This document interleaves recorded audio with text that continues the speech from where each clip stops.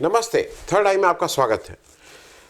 आज दिल्ली में मतदान हो गया और इस साल में एक चुनाव और बाकी है जो बिहार में होना है।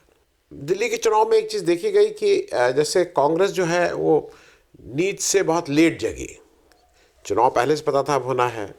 2024 लोकसभा में के बाद ये करीब करीब स्पष्ट हो गया था कि आप और आम आदमी पार्टी साथ चुनाव नहीं लड़ेंगे। तो आप इतने दिन तक कर क्या रहे थे? क्योंकि इस चुनाव में कांग्रेस पार्टी एकदम से मतलब इसको कहते हैं उभरी है और उसके कैंपेन का नेतृत्व बिल्कुल ठीक से राहुल गांधी करते हुए नजर आए। बीच बीच में अलग अलग खबरें आई कि राहुल गांधी कुछ टिकटों को लेकर नाराज थे इत्यादि इत्यादि, लेकिन उन तो अथवा राहुल गांधी, प्रियंका गांधी, इन लोगों ने वो कमान अपने हाथ में ली और अच्छे से चुनाव का प्रचार किया। लेकिन बस एक ही है कि बहुत लेट स्टार्टर थे, तो उसका शायद जितना उनको फ़ायदा मिलना था वो फ़ायदा शायद नहीं मिलेगा, ऐसा भी अनुमान है। अब बिहार है। ये बार बार कहा जा रहा है कि राहुल गांधी ये शायद समझ गए हैं कि कांग्रेस जहाँ पे जिस पे किसी सहयोगी पार्टी के साथ के भरोसे है, वहाँ पे कांग्रेस को भी अपनी ताकत बढ़ानी होगी। क्योंकि अगर वो अपनी ताकत नहीं बढ़ाएगी तो लोगों को कांग्रेस हरदम ये लगेगा कि देखिए इन्हीं के भरोसे, ये तो हमारे भरोसे इलेक्शन जीत जाते हैं, लायबिलिटी है। लेकिन आज की तारीख में राहुल गांधी के नेतृत्व वाली कांग्रेस जो है वो किसी भी पार्टी के लिए के लिए लायबिलिटी नहीं बल्कि संजीवनी है। मैं उस पर आज नहीं आ रहा हूँ, मैं मोटे तौर पर बात कर रहा हूँ। क्योंकि राहुल गांधी का स्टेचर बढ़ गया है, राहुल गांधी के ऊपर लोगों को विश्वास है, राहुल गांधी लोगों की समस्याएं समझ रहे हैं और लगातार ऐसे मुद्दों पे जिस पे बाकी लोग बोलने को नहीं तैयार हैं। और उसका एक सबसे बड़ा उदाहरण अडानी होता है। इंडिया गठबंधन के बहुत से नेता और बहुत से दल अडानी के आगे नतमस्तक हैं, केवल एक अकेला आदमी राहुल गांधी उससे लड़ रहा है। बिहार की बात मैं जब करूं उससे पहले, क्योंकि आज राहुल गांधी फिर बिहार गए।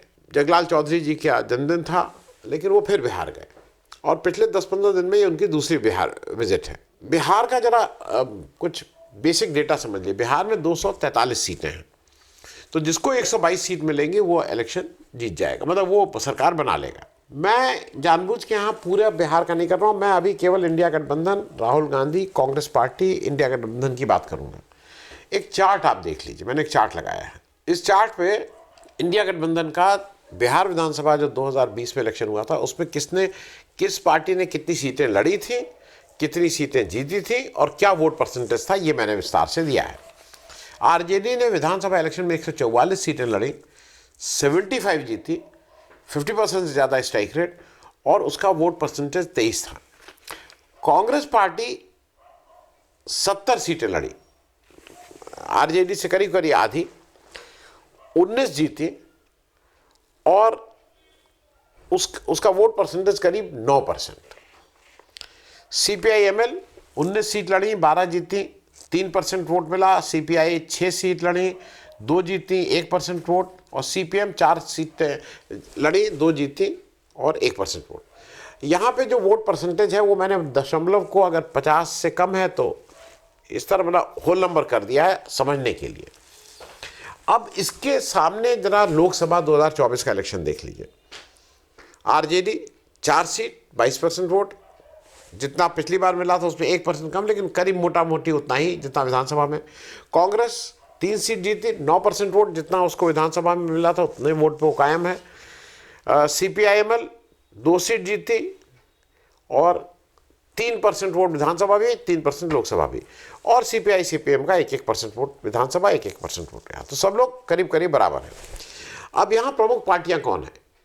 प्रमुख पार्टियाँ एनडीए हैं। एनडीए में बीजेपी, जेडीयू, वीआईपी और हम, हिंदुस्तान अवामी लीग, अवामी मोर्चा। फिर आ जाइए ये जो गठबंधन इसको बोलते हैं, जो यूपीए था या गठबंधन कह लीजिए, उसकी 5 पार्टी मैंने आपको बताई थी। और पिछली बार एक तीसरा फ्रंट भी बना था, उसका नाम था grand democratic socialist front, secular front, grand democratic secular front. उसमें जो लोक समता पार्टी एक सबसे बड़ी भूमिका में थी, बीएसपी थे, समाजवादी जनता दल, लोकतांत्रिक थे, एआईएमआईएम थे, सुहेलदेव भारत समाज पार्टी थी और जनवादी पार्टी थी। ये 6 पार्टियों ने मिलके एक ग्रैंड अलायंस इसके तीसरी शक्ति बनाई थी। पिछला चुनाव में, इसलिए आपसे इसे बता रहा हूँ, पिछला चुनाव 1 अक्टूबर 2020 में को अनाउंस हुआ था और 3 नवंबर को वोट पड़ गए थे, मतलब करीब 33 दिन की विंडो थी। इस बार भी सेम शेड्यूल रहेगा, कोई उसमें बहुत रद्दोबदल की वो नहीं है, 2-4 दिन हियर एंड देयर।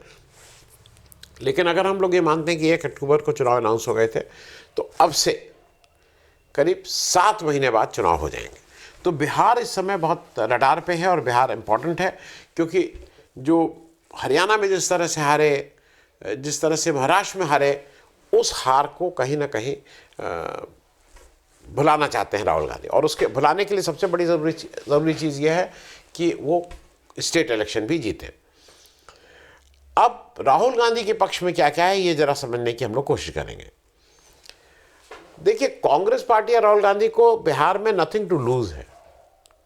वो जितना अच्छा करेंगे वो इंडिया गठबंधन के लिए करेंगे, क्योंकि वो कुछ भी कर लें, सीटें ज़्यादा लड़ेगी आरजेडी, एमएलए ज़्यादा बनेंगे आरजेडी के, और अगर आरजेडी कभी सरकार बनाने की स्थिति में आई तो उनके मुख्यमंत्री तो तेजस्वी यादव होंगे। वहाँ पे कोई इस तरह की गलतफहमी नहीं कि ये होगा या वो नहीं होगा। राहुल गांधी की जो अपनी ज़बरदस्त गुडविल है, उसकी वजह से अल्पसंख्यक और दलित और वंचित समाज का एक बड़ा वर्ग उनके साथ अट्रैक्ट हुआ है। मैं ये बात इसलिए कह रहा हूँ कि जरा एक चीज़ समझ लीजिए कि जो हिंदी स्टेट्स होती हैं, यूपी बिहार, इनमें कास्ट वाला मामला लोगों को रहता है। मतलब लोग कास्टिस्ट तो नहीं बोलेंगे, लेकिन जातिवादी, जाति को मानने वाले लोग हैं। क्योंकि जब वोट डालते समय या पोस्टिंग के समय ये मैटर करता है, जो इसको कह रहा है कि नहीं मैटर करता है, वो मेरे ख्याल में झूठी बोल रहा है। मैं हिंदी भाषी क्षेत्रों के रेफरेंस में बात कह रहा हूँ। अब इनके पक्ष में, ये तो मैंने बता दिया इनके पक्ष में क्या क्या है। पहला ये है कि नीतीश कुमार की इमेज बहुत ख़राब हो गई है। अब वो पलटू राम, पलटू चाचा, पलटू ये, no one realise on him. उनका इससे कितना नुकसान होगा ये देखने वाली बात होगी। लेकिन एक इतने साल से चला रहे हैं तो एक एंटी इनकम्बेंसी भी सेट इन कर रही है, लोगों की अपेक्षाएं बढ़ रही हैं और ऐसा लगता है सरकार डिलीवर नहीं कर पा रही। बीजेपी जो अभी तक बिग ब्रदर का रोल वहाँ बिहार में करती आई है एनडीए में, वो फिर उस बिग ब्रदर में रहेगी। और बिग ब्रदर ऐसा है जो बाकी के से अपनी सीटें इधर खींच लेता है कि आप नहीं जीत पाए, इधर दे दीजिए। और एक और याद रखिए कि सुशील मोदी इस बार नहीं है, तो जो एक बफर काम करता था between Janata Dal you and BJP, वो व्यक्ति की आज की तारीख में नहीं है। एक और वहाँ एक्टर है जिसको आप इग्नोर नहीं कर सकते हैं, कितना इफेक्टिव हो गया देखने वाली बात है, वो है प्रशांत किशोर जी। प्रशांत किशोर जी का रोल जो आप सब देख रहे हैं कि वो किस रोल में है। अब वो नीतीश कुमार को कितना डैमेज करेंगे, क्योंकि ऐसा लगता है कि बीजेपी ने केवल उनको, नीतीश कुमार को डैमेज करने के लिए उनकी पीठ पे हाथ रख रखा है। जैसे पिछले चुनाव में यही काम रामविलास जी के लड़के से कराया जा रहा था, तो ये नीतीश जी का हो गया। अब नीतीश जी को कितना डिस्टर्ब करेंगे पीके, ये देखने वाली बात होगी। लेकिन पीके की अभी तक की जितनी एक्टिविटी है उसमें वो ऐसा लगता है कि डैमेज करने में कामयाब रहेंगे। राहुल गांधी को क्या है, राहुल गांधी अपने को 4-6 चीज़ें ऐसी हैं जिससे वो आइडेंटिफाई हो गए और लोग मानते हैं कि भाई इसमें वो है। पहली वो बात बार बार जब कहते हैं कि संविधान खतरे में है, ये 400 पार का नारा लगा के इसलिए आए हैं क्योंकि ये चाहते हैं संविधान बदले, तो लोग इसका विश्वास करते हैं। और लोगों को एक खतरा ये है कि भैया आरक्षण ना खत्म हो जाए, तो इसलिए वो जो एक दलित और वंचित समाज है, वो मुझे ऐसा लगता है कि मेजॉरिटी नहीं कह रहा हूँ, लेकिन पहले अगर 100 में 4 वोट मिलते थे तो 100 में 4 का 15-20 वोट तो होंगे ही होंगे, 100 नहीं miलेंगे। अब कांग्रेस का भी उस वंचित समुदाय ने बातचीत करनी शुरू कर, मतलब उनको भी जिसको कहते हैं ना नोटिस ले रहे हैं। दूसरा राहुल गांधी के पक्ष में जा रहा है कि जो जातिगत जनगणना है उसको बहुत शिद्दत के साथ और रिलेट करके बोल रहे हैं कि भाई मीडिया में 95% लोग काम करते हैं, लेकिन कब्जा 5% का है, जुडिशरी में कब्जा 5% का है, एग्जीक्यूटिव में, वो इस तरह से बिल्कुल ठीक से समझाते हैं। तो और जातिगत जनगणना कहते हैं जहाँ पे भी काम करेंगे, तेलंगाना में उनकी सरकार थी, उन्होंने करके दिखा भी दिया है। और एक राहुल गांधी और क्या कर रहे हैं, वो मुद्दों को प्रमुखता से ला रहे हैं। मोदी जी अभी भी उसमें हैं कि एक घर के 3 लोग, गांधी, जीजा, यही सब वो कर रहे हैं। क्या मंगलसूत्र वो कर देंगे, वो चुरा लेंगे, इसमें है, उससे बाहर नहीं निकल पा रहे हैं। जबकि राहुल गांधी बिल्कुल ठीक ढंग से मुद्दों की राजनीति कर रहे हैं, वो मुद्दे पे बात कर रहे हैं, वो मुद्दों को प्रमुखता दे रहे हैं, चाहे बेरोजगारी हो, चाहे जाति जनगणना हो, चाहे चाइना हो, स्पेसिफिक बातें कर रहे हैं और सोल्यूशन के साथ बातें कर रहे हैं। मैं इस बात को इसलिए कह रहा हूं कि राहुल गांधी की जो एक दो चीजें दिक्कत वाली हैं वो मैं बता दूं बिहार के रेफरेंस में। कांग्रेस की एक दिक्कत क्या है कि कांग्रेस जो 3 सबसे बड़े प्रमुख राज्य हैं, उत्तर प्रदेश, बिहार और झारखंड, और जो ये तीनों राज्य ऐसे हैं जहां पे जात को लोग समझते हैं, पूछते हैं, एफिलिएट होते हैं, तो इन तीनों राज्यों में भूमिहार जो हैं वही अध्यक्ष है। ना भूमिहार एक राज्य में हो जाते ठीक, लेकिन ये कहीं ना कहीं अपर कास्ट, लोअर कास्ट, सब जगह एक वो है कि भाई एक ही जात के लोगों को आप हर जगह कैसे बना सकते हैं।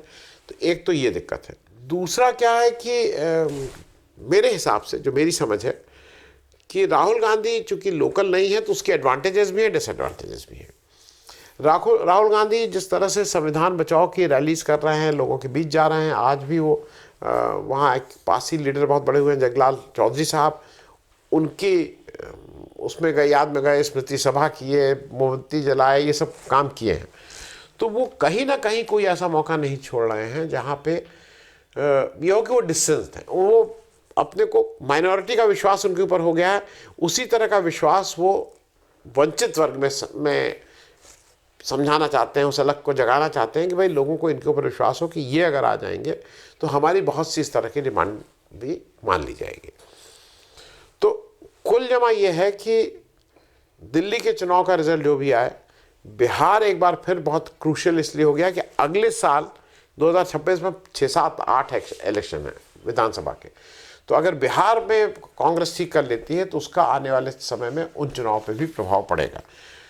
ठीक का ये है, मुझे जो लगता है कि पिछली बार जो बीजेपी आरजेडी 144 लड़ी थी, कांग्रेस 70 लड़ी थी, अब उसी में कुछ मोल भाव होगा। लेकिन मेरी अपना हंच ये है कि कांग्रेस भले ही एक ज़्यादा सीट, लेकिन कांग्रेस 70 से 71 सीट पे जरूर लड़ेगी, इसमें कहीं कोई दो राय नहीं है।